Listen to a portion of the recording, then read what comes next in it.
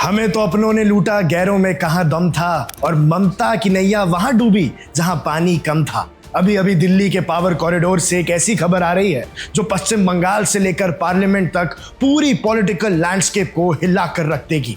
ममता बनर्जी का सबसे मजबूत किला ढहने वाला है। तृणमूल कांग्रेस के अंदर एक ऐसी बगावत हो चुकी है जिसे संभालना अब शायद दीदी के लिए मुमकिन ही नहीं होगा। दर्शकों, स्वागत है आपका वन इंडिया के स्पेशल सेगमेंट में, और इस वीडियो के अंदर हम डिकोड करेंगे उस सबसे बड़े पॉलिटिकल अर्थक्वेक को जिसकी स्क्रिप्ट पिछले कुछ दिनों से पर्दे के पीछे लिखी जा रही थी और अब मंडे दोपहर को ये खुलकर सामने आ गई है और ममता बनर्जी के होश उड़ गए हैं। दर्शकों, कहानी की शुरुआत होती है दिल्ली में यूनियन मिनिस्टर और बीजेपी के सीनियर नेता भूपेंद्र यादव के रेजिडेंस से। खबर है कि इस घर के अंदर एक ऐसी हाई प्रोफाइल मीटिंग चल रही थी जो बंगाल की सियासत का पूरा रुख बदल देगी। इस मीटिंग में तृणमूल कांग्रेस के रेबेल एमपीज के साथ साथ वेस्ट बंगाल के चीफ मिनिस्टर शुवेंदु अधिकारी भी शामिल हुए थे। सियासी हलकों में माना जा रहा है कि इसी बैठक के अंदर टीएमसी की पार्लियामेंट्री पार्टी को दोफाड़ करना यानी स्प्लिट करने का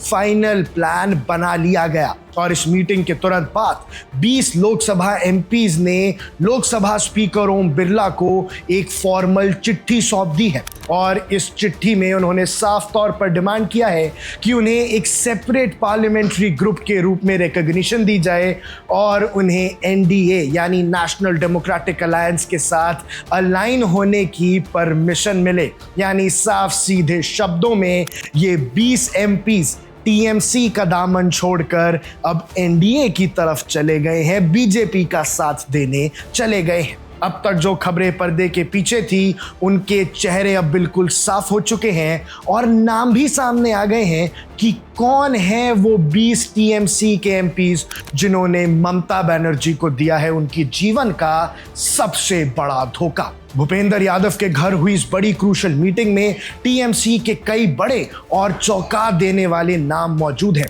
सबसे पहले तो सुखेंदु शेखर रॉय, उन्होंने हाल ही में तृणमूल कांग्रेस और अपनी राज्यसभा सीट से इस्तीफा दिया है और इस बैठक में उनकी मौजूदगी ने सबको हैरान कर दिया। इसके बाद खखोली घोष दस्तीदार, जो बरासत से एमपी और पार्टी का एक बहुत पुराना चेहरा है, वो भी धोखा दे के चले गए हैं। फिर बात करते हैं प्रसून बैनर्जी, हावड़ा से एमपी और फॉर्मल इंटरनेशनल फुटबॉलर, उन्होंने भी ममता को धोखा दे दिया। शताब्दी रॉय और असित माल, जो भीरभूम और बोलपुर के ये दो जो बड़े नेता हैं, ये भी शामिल हैं। साथ में जून मालिया और बापी हलदार भी इस लिस्ट के अंदर शामिल होते हैं। इसके अलावा कूच बिहार के जगदीश चंद्र वर्मा बसुनिया, जगराहम के कलिपाड़ा सोरेन, बनकुरा के अरूप चक्रवर्ती, बैरकपुर के पार्था भौमिक और बर्धमान मुरपा की एमपी शर्मिला सरकार भी इस मीटिंग का हिस्सा थे। ये लंबी लिस्ट दिखाती है कि ये कोई अचानक उठाया गया कदम नहीं है, बल्कि नॉर्थ बंगाल से लेकर साउथ बंगाल तक एक सोची समझी स्ट्रैटेजी है।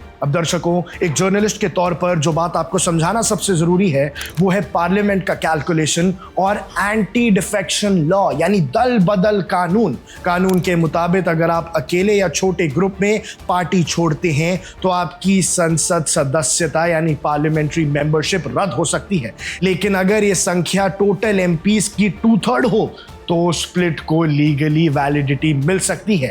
20 एमपीज का ये आंकड़ा इसलिए सबसे ज्यादा महत्वपूर्ण है। शुवेंदु अधिकारी का मंडे दोपहर को वहां पहुंचना साफ इशारा करता है कि बीजेपी ने इस पूरे स्प्लिट को लीगली और पॉलिटिकली फुल प्रूफ बनाया है ताकि बागी एमपीज की सीट पर कोई कानूनी खतरा ना आए। अब दर्शकों, बंगाल से दिल्ली तक इसके क्या मायने हैं? अगर ये शिफ्ट ऑफिशियल हो जाता है तो इसके 2 बड़े असर होंगे। सबसे पहले तो दिल्ली में एनडीए की ताकत लोकसभा में और ज्यादा मजबूत हो जाएगी और ऑपोजिशन का जो इंडिया ब्लॉक है उसे एक बहुत बड़ा साइकोलॉजिकल और न्यूमेरिकल सेटबैक लगेगा। दूसरा दर्शकों, बंगाल में आने वाले दिनों में पॉलिटिकल पोलराइजेशन और तेज हो जाएगी। ममता बनर्जी के लिए अपना घर संभालना और बचे हुए कैडर्स को मॉरल हाई रखना एक बहुत बड़ी चुनौती बन जाएगा।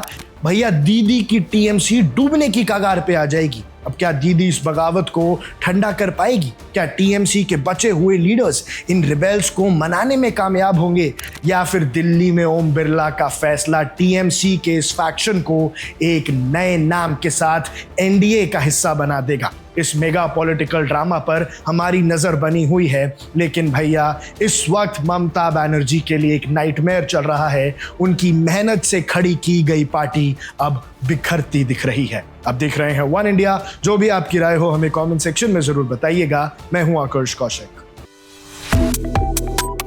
Subscribe to One India and never miss an update. Download the One India app now.